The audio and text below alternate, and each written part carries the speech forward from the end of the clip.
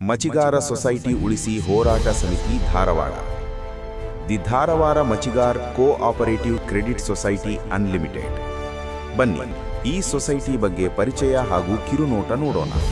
ಸನ್ಮಾನ್ಯ ಬಂಧುಗಳೇ, ಡಾಕ್ಟರ್ ಬಾಬಾ ಸಾಹೇಬ್ ಅಂಬೇಡ್ಕರ್ ರವರು 1917ರಲ್ಲಿ ಸ್ಥಾಪಿಸಿದ the Dharwad Machigar cooperative credit society unlimited ಈ ಸಂಸ್ಥೆಯು ದಿನಾಂಕ 28/2/2026ರಂದು 110ನೇ ವರ್ಷಕ್ಕೆ ಪಾದಾರ್ಪಣೆ ಮಾಡಿದ ವಾರ್ಷಿಕೋತ್ಸವದ ಸಂದರ್ಭದಲ್ಲಿ ಮಾಡುವ ನಾಡಿನ ಸಮಸ್ತ ಸಮುದಾಯಕ್ಕೊಂದು ವಿನಮ್ರ ವಿಜ್ಞಾಪನೆ. ಬಾಬಾ ಸಾಹೇಬರಿಗೂ ಧಾರವಾಡಕ್ಕೂ ಶತಮಾನದ ನಮ್ಮ ಚರ್ಮಕಾರ ಸಮುದಾಯದ ಜೊತೆಗೆ ಹಳೆಯ ಒಡನಾಟದ ಸಂಬಂಧವಿದೆ. ಒಮ್ಮೆಯಂತೂ ರಮಾಬಾಯಿ ಅಮ್ಮನವರ ಜೊತೆಯಲ್ಲಿ ಧಾರವಾಡದಲ್ಲಿ 2 ತಿಂಗಳವರೆಗೂ ವಾಸ್ತವ್ಯ ಮಾಡಿದ್ದಾರೆ. ಅವರು ಅನೇಕ ಸಲ ಧಾರವಾಡಕ್ಕೆ ಬಂದು ಹೋಗಿದ್ದಾರೆ. ಒಮ್ಮೆಯಂತೂ ರಮಾಬಾಯಿ ಅಮ್ಮನವರ ಜೊತೆಯಲ್ಲಿ ಧಾರವಾಡದಲ್ಲಿ 2 ತಿಂಗಳವರೆಗೂ ವಾಸ್ತವ್ಯ ಮಾಡಿದ್ದಾರೆ.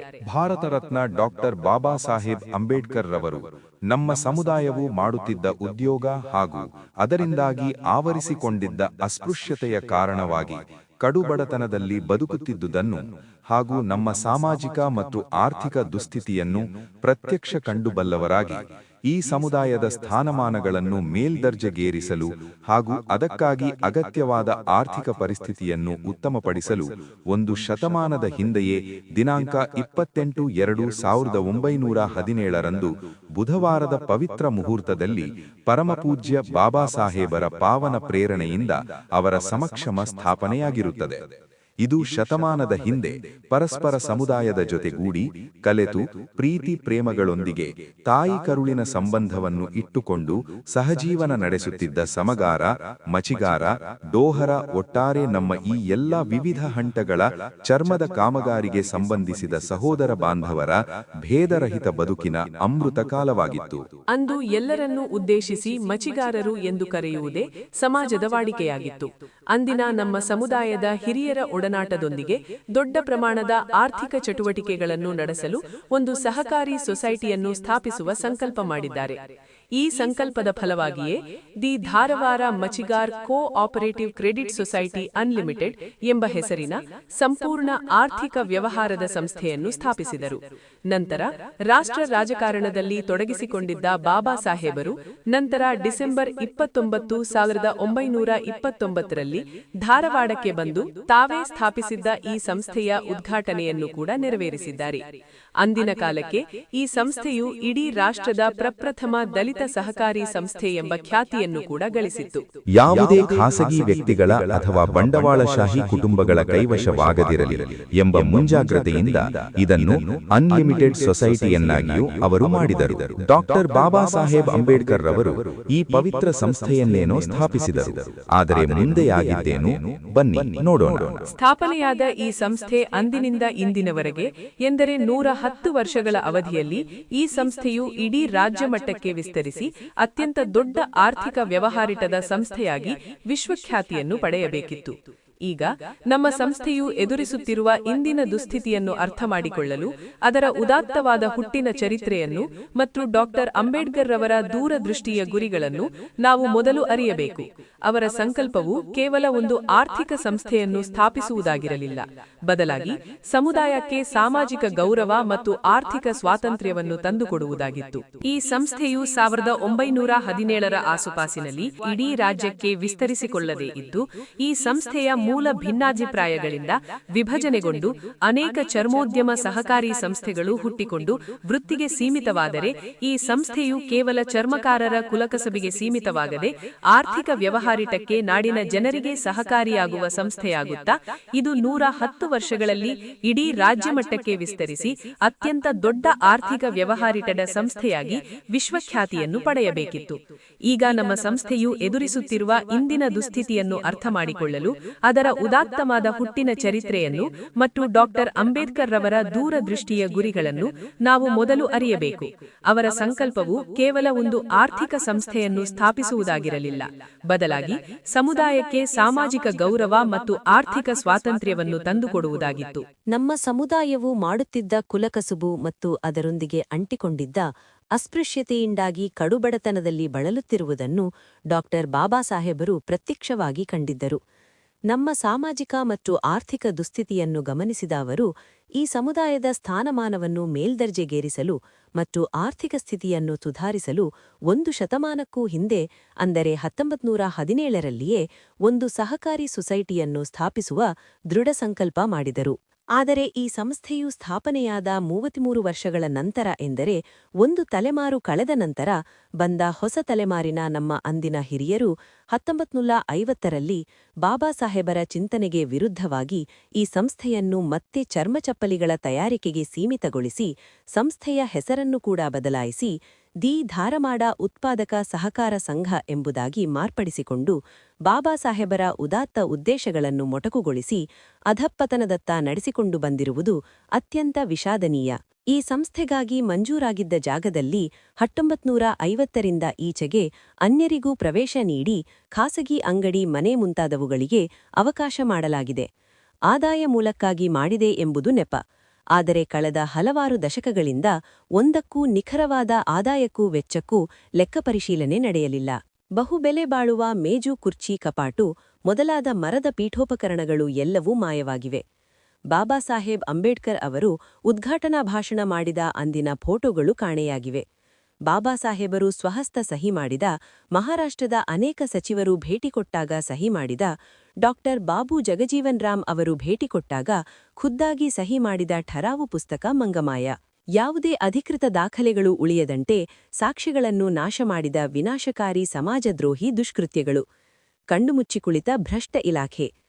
ಸಮಸ್ತ ಸಮುದಾಯಕ್ಕೆ ಬಿಡಿಗಾಸಿನ ಉಪಯೋಗಕ್ಕೂ ಬಾರದಂತೆ ಸಂಸ್ಥೆಯನ್ನು ಮೂಲೆಗುಂಪು ಮಾಡಿ ಯಾವ ಉದ್ದೇಶಕ್ಕಾಗಿ ಬಾಬಾ ಸಾಹೇಬರು ಈ ಅಮೋಘ ಸಂಸ್ಥೆಯನ್ನು ಸ್ಥಾಪಿಸಿದ್ದರೋ ಆ ಉದ್ದೇಶಗಳನ್ನು ಪೂರ್ಣ ಮಣ್ಣುಪಾಲು ಮಾಡಿ ದುರಾಡಳಿತ ನಡೆಸಿದುದರ ಫಲವಾಗಿ 2024ರ ವೇಳೆಗೆ ಸಂಸ್ಥೆಯ ಸುತ್ತಲೂ ತಗಡುಗಳನ್ನು ಮುಚ್ಚಿ ಮುಖ್ಯದ್ವಾರಕ್ಕೆ ಕೀಲಿ ಜಡಿದು ಸಂಪೂರ್ಣವಾಗಿ ಸಂಸ್ಥೆಯನ್ನು ಮುಚ್ಚಿಹಾಕುವ ದುರುಳ ಪ್ರಯತ್ನವೂ ನಡೆಯದಿದೆ. ಪರಂಪರೆಯ ಪತನ, ನಂಬಿಕೆದ್ರೋಹ ಮತ್ತು ದುರಾಡಳಿತದ ಕರಾಳ ಅಧ್ಯಾಯ. ಬಾಬಾ ಸಾಹೇಬರ ಉದಾತ್ತ ದೃಷ್ಟಿಕೋನವನ್ನು ಅರ್ಥಮಾಡಿಕೊಳ್ಳಲು ವಿಫಲರಾದ ಕೆಲವು ಪದಾಧಿಕಾರಿಗಳು ಸ್ವಾರ್ಥ ಮತ್ತು ಅಜ್ಞಾನದಿಂದ ಸಂಸ್ಥೆಯನ್ನು ವ್ಯವಸ್ಥಿತವಾಗಿ ನಾಶ ಮಾಡಿದರು. ಸಮುದಾಯದ ಸರ್ವಾಂಗೀಣ ಅಭಿವೃದ್ಧಿಯ ಗುರಿಯನ್ನು ಮರೆತು ವೈಯಕ್ತಿಕ ಲಾಭಕ್ಕಾಗಿ ಸಂಸ್ಥೆಯನ್ನು ಬಳಸಿಕೊಂಡ ಪರಿಣಾಮವಾಗಿ ಇಂದು ಅದು ತನ್ನ ಅಸ್ತಿತ್ವಕ್ಕಾಗಿಯೇ ಹೋರಾಡುವ ಸ್ಥಿತಿಗೆ ತಲುಪಿದೆ. ಸೊಸೈಟಿಯ ಅವನತಿಗೆ ಪ್ರಮುಖವಾದ ಕಾರಣಗಳು ಮತ್ತು ವೈಫಲ್ಯಗಳು. 1. ಸೀಮಿತಗೊಳಿಸಿದ ವ್ಯಾಪ್ತಿ. ಪದಾಧಿಕಾರಿಗಳು ಸಂಸ್ಥೆಯನ್ನು ಕೇವಲ ಚರ್ಮಗಾರಿಕೆಗೆ ಸೀಮಿತಗೊಳಿಸಿ ತಮ್ಮ ವೈಯಕ್ತಿಕ ಲಾಭಕ್ಕಾಗಿ ಬಳಸಿಕೊಂಡರು. 2. ವಿನಾಶವಾದ ಪೀಠೋಪಕರಣಗಳು. ಬಹುಬೆಲೆ ಬಾಳುವ ಮೇಜು ಕುರ್ಚಿ ಕಪಾಟು ಮೊದಲಾದ ಮರದ ಪೀಠೋಪಕರಣಗಳು ಎಲ್ಲವೂ ಮಾಯವಾಗಿವೆ. 2. ಉದ್ಘಾಟನಾ ಸಮಾರಂಭದ ಭಾವಚಿತ್ರಗಳು ವಿನಾಶ. ಬಾಬಾ ಸಾಹೇಬ್ ಅಂಬೇಡ್ಕರ್ ಅವರು ಉದ್ಘಾಟನಾ ಭಾಷಣ ಮಾಡಿದ ಅಂದಿನ ಫೋಟೋಗಳು ಕಾಣೆಯಾಗಿವೆ. 2. ಬಾಬಾ ಸಾಹೇಬರು ಮತ್ತು ದಿಗ್ಗಜರ ಹಸ್ತಾಕ್ಷರದ ಪುಸ್ತಕ ಮಾಯ. ಬಾಬಾ ಸಾಹೇಬರು ಸ್ವಹಸ್ತ ಸಹಿ ಮಾಡಿದ್ದು, ಮಹಾರಾಷ್ಟ್ರದ ಅನೇಕ ಸಚಿವರು ಭೇಟಿಕೊಟ್ಟಾಗ ಸಹಿ ಮಾಡಿದ್ದು, ಡಾಕ್ಟರ್ ಬಾಬು ಜಗಜೀವನ್ ರಾಮ್ ಅವರು ಭೇಟಿಕೊಟ್ಟಾಗ ಖುದ್ದಾಗಿ ಸಹಿ ಮಾಡಿದ ಠರಾವು ಪುಸ್ತಕಗಳು ಮಂಗಮಾಯ. 5. ಕಾನೂನುಬಾಹಿರವಾಗಿ ಸಂಸ್ಥೆಯ ಹೆಸರು ಬದಲಾವಣೆ. The Dharwad Machigar cooperative credit society unlimited ಎಂಬ ಹೆಸರನ್ನು ಯಾವುದೇ ಖಾಸಗಿ ವ್ಯಕ್ತಿಗಳ ಅಥವಾ ಬಂಡವಾಳಶಾಹಿ ಕುಟುಂಬಗಳ ಕೈವಶವಾಗದಿರಲಿ ಎಂಬ ಮುಂಜಾಗ್ರತೆಯಿಂದ ಇದನ್ನು ಅನ್ಲಿಮಿಟೆಡ್ ಸೊಸೈಟಿಯನ್ನಾಗಿಯೂ ಬಾಬಾ ಸಾಹೇಬ್ ಅಂಬೇಡ್ಕರ್ ಅವರು ಮಾಡಿದ್ದರು. ಆದರೆ ಇಲ್ಲಿನ ಬಂಡವಾಳಶಾಹಿಗಳು ದಿ ಧಾರವಾಡ ಮಚಿಗಾರ್ ಸಹಕಾರ ಉತ್ಪಾದಕ ಸಂಘ ಲಿ ಧಾರವಾಡ ಅಂದರೆ ಬರೀ ಅವರ ವೈಯಕ್ತಿಕ ಬಂಡವಾಳಶಾಹಿ ಕುಟುಂಬದವರಿಗೆ ಮಾತ್ರ ಮಾರ್ಪಡಿಸಿಕೊಂಡಿರುವುದು ವಿಷಾದಕರ ಸಂಗತಿ. 6. ನಿಯಮಗಳ ಉಲ್ಲಂಘನೆ. ಸಹಕಾರಿ ಇಲಾಖೆಯ ನಿಯಮಗಳನ್ನು ಸಂಪೂರ್ಣವಾಗಿ ಗಾಳಿಗೆ ತೂರಲಾಯಿತು. 7. ಲೆಕ್ಕಪತ್ರಗಳ ನಿರ್ಲಕ್ಷ್ಯ. ಸಂಸ್ಥೆಯ ಆದಾಯ ಮತ್ತು ಖರ್ಚುಗಳಿಗೆ ಯಾವುದೇ ಕರಾರುವಾಕ್ಕಾದ ಲೆಕ್ಕಪತ್ರಗಳನ್ನು ಇಡಲಿಲ್ಲ. 8. ಆಸ್ತಿಯ ದುರುಪಯೋಗ. ಸೊಸೈಟಿಗೆ ಸೇರಿದ ಅಮೂಲ್ಯ ಜಾಗವನ್ನು ನಿಯಮಬಾಹಿರವಾಗಿ ಬಾಡಿಗೆಗೆ ನೀಡಿ ಬಂದ ಆದಾಯವನ್ನು ದುರುಪಯೋಗಪಡಿಸಿಕೊಂಡಿರುವುದು. 9. ಸಭೆಗಳ ಮತ್ತು ಲೆಕ್ಕ ಪರಿಶೀಲನೆಯ ಅಭಾವ. ಕಾಲಕಾಲಕ್ಕೆ ಲೆಕ್ಕ ಪರಿಶೀಲನೆ ನಡೆಸದೆ ಮತ್ತು ಸರ್ವ ಸದಸ್ಯರ ಸಭೆಗಳನ್ನು ಕರೆಯದೆ ಪ್ರಜಾಸತ್ತಾತ್ಮಕ ಪ್ರಕ್ರಿಯೆಯನ್ನು ಹತ್ತಿಕ್ಕಲಾಗಿದೆ. 10. ದಾಖಲೆಗಳ ನಿರ್ವಹಣೆಯಲ್ಲಿ ವೈಫಲ್ಯ. ಸಂಸ್ಥೆಯ ಆಸ್ತಿಪಾಸ್ತಿಗಳ ಮಾಹಿತಿ ಪುಸ್ತಕ ಅಥವಾ ಸದಸ್ಯರ ವಿಳಾಸಪಟ್ಟಿಯನ್ನು ನಿರ್ವಹಿಸುವಲ್ಲಿ ಸಂಪೂರ್ಣವಾಗಿ ವೈಫಲ್ಯವಾಗಿದೆ. 11. ಮಾಹಿತಿ ಮುಚ್ಚಿಡುವಿಕೆ. ಸಂಸ್ಥೆಯ ಆಡಳಿತದ ಪ್ರತಿಯೊಂದು ಮಾಹಿತಿಯನ್ನು ಸದಸ್ಯರಿಂದ ಸಹಕಾರಿ ಇಲಾಖೆಯಿಂದ ಮತ್ತು ಸರ್ಕಾರದಿಂದ ಮುಚ್ಚಿಟ್ಟು ಕ್ರಿಮಿನಲ್ ಅಪರಾಧ ಎಸಗಿಸಿದ್ದಾರೆ. 12 ಸಂಸ್ಥೆಯ ಮುಖ್ಯದ್ವಾರಕ್ಕೆ ಬೀಗಮುದ್ರೆ 2024ರ ವೇಳೆಗೆ ಸೊಸೈಟಿಯ ಮುಖ್ಯದ್ವಾರಕ್ಕೆ ಕೀಲಿ ಜಡಿದು ಸುತ್ತಲೂ ತಗಡಿನ ಶೀಟುಗಳಿಂದ ಸಂಪೂರ್ಣವಾಗಿ ಸಂಸ್ಥೆಯನ್ನು ಮುಚ್ಚಿಹಾಕುವ ದುರುಳ ಪ್ರಯತ್ನವೂ ನಡೆಯದಿದೆ 2009ರ ಲೆಕ್ಕ ಪರಿಶೋಧನಾ ವರದಿಯು ಸಂಸ್ಥೆಯಲ್ಲಿ ನಡೆದ ಬ್ರಹ್ಮಾಂಡ ಭ್ರಷ್ಟಾಚಾರವನ್ನು ಬಯಲುಗೆಳೆದು ಸಹಕಾರಿ ಇಲಾಖೆಯ ಗಮನಕ್ಕೆ ತಂದರೂ ಸ್ಥಳೀಯ ಅಧಿಕಾರಿಗಳು ಭ್ರಷ್ಟರ ವಿರುದ್ಧ ಯಾವುದೇ ಕ್ರಮ ಕೈಗೊಳ್ಳದೆ ಮೌನ ವಹಿಸಿದ್ದು ವ್ಯವಸ್ಥಿತ ವೈಫಲ್ಯಕ್ಕೆ ಹಿಡಿದ ಕನ್ನಡಿಯಾಗಿದೆ ಈ ನಿರಂತರ ನಿರ್ಲಕ್ಷ್ಯದ ಅಂತಿಮ ಪರಿಣಾಮವಾಗಿ ಒಂದು ಕಾಲದಲ್ಲಿ ಸಮುದಾಯದ ಭರವಸೆಯಾಗಿದ್ದ ಸಂಸ್ಥೆಯು ಇಂದು ಸಂಪೂರ್ಣ ಪತನದ ಅಂಚಿನಲ್ಲಿ ನಿಂತಿದೆ. ಡಾಕ್ಟರ್ ಬಾಬಾ ಸಾಹೇಬ್ ಅಂಬೇಡ್ಕರ್ ಅವರು ಈ ಕನಸಿನ ಪವಿತ್ರ ಸಂಸ್ಥೆಯ ಉಳಿಸಲು ಮಾಡಿದ ಕ್ರಮಗಳೇನು? ಇದನ್ನೆಲ್ಲ ಅರಿತುಕೊಂಡು ಇದಕ್ಕಾಗಿ ಬಂದಿದ್ದು ಇದೇ ಚರ್ಮಕಾರ ಸಮುದಾಯದ ಹಿರಿಯ ಬುದ್ಧಿಜೀವಿಗಳು. ನಮ್ಮ ಮಚಿಗಾರ ಸೊಸೈಟಿ ಉಳಿಸಿ ಹೋರಾಟ ಸಮಿತಿ ಸಂಘ, ಧಾರವಾಡ. ದುರಾಡಳಿತದ ಅಪಾಯವನ್ನು ಮೊದಲೇ ಮನಗಂಡು ಎಚ್ಚೆತ್ತ ಸ್ವಾಭಿಮಾನಿ ಸಮುದಾಯ ಬಾಂಧವರು ಮಚಿಗಾರ ಸೊಸೈಟಿ ಉಳಿಸಿ ಹೋರಾಟ ಸಮಿತಿಯನ್ನು ರಚಿಸಿ ಕಳೆದ 3 ವರ್ಷಗಳಿಂದ ನಿರಂತರವಾದ ಹೋರಾಟ ಮಾಡಿ ಇಂದು ದುರಾಡಳಿತದಿಂದ ಈ ಮಹಾನ್ ಸಂಸ್ಥೆಯನ್ನು ಮುಕ್ತಗೊಳಿಸಿ ಚುನಾವಣೆಯ ಮೂಲಕ ಹೊಸ ಆಡಳಿತ ಮಂಡಳಿಯನ್ನು ಸ್ಥಾಪಿಸಲು ಶಕ್ತರಾಗಿದ್ದಾರೆ. ಶುದ್ಧಹಸ್ತರು, ನಿಸ್ವಾರ್ಥಿಗಳು, ಸಮುದಾಯಕ್ಕಾಗಿ ಒಳಿತನ್ನು ಮಾಡುವ ಕಳಕಳಿ ಉಳ್ಳವರು, ಸಂಸ್ಥೆಗಾಗಿ ಅಹರ್ನಿಶಿ ದುಡಿಯಬಲ್ಲ ಸಮರ್ಪಣಾ ಭಾವದ ಸಜ್ಜನರಿಂದ ಈ ಸಂಸ್ಥೆಯು ಇನ್ನು ಮುಂದೆ ದೇದೀಪ್ಯಮಾನವಾಗಿ ಬೆಳಗಬೇಕಾಗಿದೆ. ಹಾಗಾದ್ರೆ ಮಚಿಗಾರ ಸೊಸೈಟಿ ಉಳಿಸಿ ಹೋರಾಟ ಸಮಿತಿ ಸಂಘ, ಧಾರವಾಡ ಇದು ತೆಗೆದುಕೊಂಡ ಕ್ರಮಗಳೇನು? 1. ಪ್ರಸ್ತುತ ಬಿಕ್ಕಟ್ಟು ನಿರ್ಣಾಯಕ ತಿರುವಿನಲ್ಲಿ. ವಿಶೇಷ ಅಧಿಕಾರಿ. ಮಚಿಗಾರ ಸೊಸೈಟಿ ಉಳಿಸಿ ಹೋರಾಟ ಸಮಿತಿಯು ಕಳೆದ 2 ವರ್ಷಗಳಿಂದ ನಡೆಸಿದ ನಿರಂತರ ಹೋರಾಟದ ಫಲವಾಗಿ ಸರ್ಕಾರವು ಸಂಸ್ಥೆಗೆ ವಿಶೇಷ ಅಧಿಕಾರಿಯನ್ನು ನೇಮಿಸಿದೆ. 2. ಈ ಬಿಕ್ಕಟ್ಟಿನಿಂದ ಪಾರಾಗಲು ಕೇವಲ ಬಾಹ್ಯ ಹಸ್ತಕ್ಷೇಪ ಸಾಕಾಗುವುದಿಲ್ಲ. ಈಗ ಪರಿಹಾರದ ಹಾದಿ ನಮ್ಮ ಸಮುದಾಯದ ಈ ಸಂಘಟಿತ ಶಕ್ತಿಯಲ್ಲೇ ಅಡಗಿದೆ. 3. ನಮ್ಮ ನೈತಿಕ ಕರ್ತವ್ಯ. ಸಂಘಟಿತ ಹೋರಾಟಕ್ಕೆ ಕರೆ. ನಮ್ಮ ಇಂದಿನ ಮತ್ತು ಮುಂದಿನ ತಲೆಮಾರುಗಳ ಆಶ್ರಯದ ತಾಣವಾಗಬಲ್ಲ ಈ ಅಮೂಲ್ಯ ಸಂಸ್ಥೆಯನ್ನು ಉಳಿಸಿಕೊಳ್ಳುವ ನೈತಿಕ ಜವಾಬ್ದಾರಿ ನಮ್ಮೆಲ್ಲರ ಮೇಲಿದೆ. ಬಾಬಾ ಸಾಹೇಬರು ಕಂಡ ಕನಸನ್ನು ನನಸಾಗಿಸಲು ನಾವೆಲ್ಲರೂ ಮಚಿಗಾರ ಸೊಸೈಟಿ ಉಳಿಸಿ ಹೋರಾಟ ಸಮಿತಿ ಜೊತೆಗೆ ಒಗ್ಗೂಡಿ ಶ್ರಮಿಸಬೇಕಾದ ಸಂಕಲ್ಪ. ಆರ್ಥಿಕ ಪುನರುಜ್ಜೀವನ. ಸಂಸ್ಥೆಯ ಆರ್ಥಿಕ ವ್ಯವಹಾರಗಳನ್ನು ಪುನಃಸ್ಥಾಪಿಸಿ ಅದನ್ನು ರಾಜ್ಯ ಮಟ್ಟಕ್ಕೆ ವಿಸ್ತರಿಸುವ ಮೂಲಕ ನಮ್ಮ ಸಮುದಾಯದ ಬಲಿಷ್ಠ ಆರ್ಥಿಕ ಶಕ್ತಿಯಾಗಿ ರೂಪಿಸುವುದು. ನೇಮಕಗೊಂಡ ವಿಶೇಷ ಅಧಿಕಾರಿ ಮೂಲಕ ಮರುಚುನಾವಣೆ. ಕರ್ನಾಟಕ ಕೋಆಪರೇಟಿವ್ ಸೊಸೈಟೀಸ್ ಆಕ್ಟ್ 1959, ಇದನ್ನು ಸಂಕ್ಷಿಪ್ತವಾಗಿ ಕೆಸಿಎಸ್ ಆಕ್ಟ್ ಎಂದು ಕರೆಯುತ್ತಾರೆ.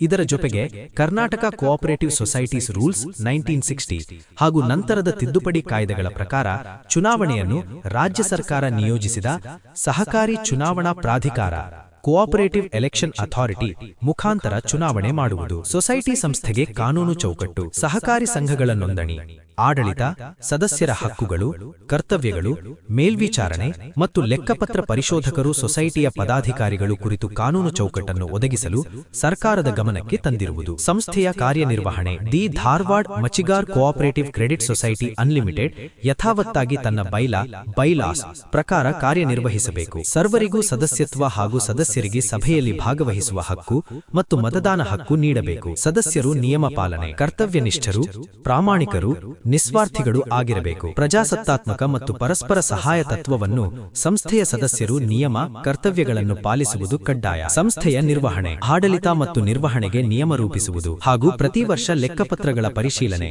ಆಡಿಟ್ ವರದಿ ಎಜಿಎಂನಲ್ಲಿ ಮಂಡಿಸಬೇಕು. ಆಡಿಟ್ ಮಾಡಿಸುವುದು ಕಡ್ಡಾಯ. ಸಂಘಟನೆಯಿಂದ ಕ್ರಮ ಕೈಗೊಳ್ಳುವುದು. ಸಹಕಾರಿ ಇಲಾಖೆಯಿಂದ ಕಾನೂನುಬದ್ಧ ಅಸ್ತಿತ್ವ ನೀಡಲು ಮನವಿ. ಸಂಸ್ಥೆ ನಿಯಮ ಉಲ್ಲಂಘನೆಯಾದರೆ ಹೋರಾಟ ಸಮಿತಿ ಸಂಘಟನೆಯಿಂದ ಕ್ರಮ ಕೈಗೊಳ್ಳುವುದು. ಸ್ಪರ್ಧಿಸಲು ಅರ್ಹತೆಗಳು. ಮೊದಲು ಸಂಸ್ಥೆಯ ಸದಸ್ಯನಾಗಿರಬೇಕು. ಸಂಸ್ಥೆಯ ಬೈಲಾಸ್ ಪ್ರಕಾರ ಅಪರಾಧ ಪ್ರಕರಣ ಅಥವಾ ಅರ್ಹತಾಹೀನತೆ ಇದ್ದರೆ ಸ್ಪರ್ಧಿಸಲು ಸಾಧ್ಯವಿಲ್ಲ. ಇದಿಷ್ಟು the Dharwad Machigar cooperative credit society unlimited ಬಗ್ಗೆ ಪರಿಚಯ ಹಾಗೂ ಕಿರುನೋಟ ಬಂಧುಗಳೇ. ಧನ್ಯವಾದಗಳು.